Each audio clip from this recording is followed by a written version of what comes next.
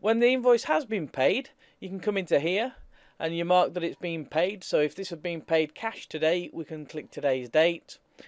And then we move along to the next field and we enter into here the payment method. So how much was payment method number 1?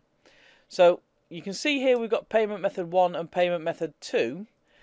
The reason for that is you sometimes find that the client's already got a check written out for you, and then when you get there asks you to do more. So then pays you cash for the second part of the job.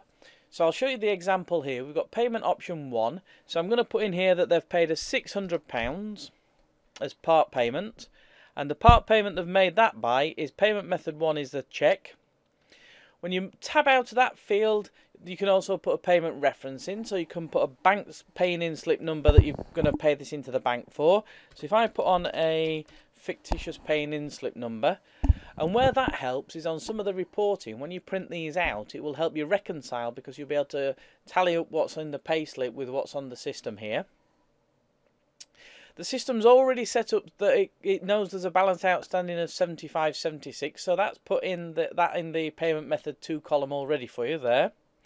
And let's mark this one down as cash. When we move out to that field again, we can put a paying in slip reference there or a petty cash voucher number if you want to put that in there. And then the system now tells you that the balance on this invoice is 0, so it's all paid.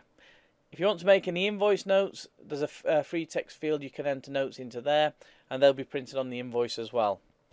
Now that's it, it's done. You don't need to print this if you're not sending it to your client, but what we recommend you do is that you print this invoice and then fasten the job card to the back of this invoice and file your invoices in invoice number order.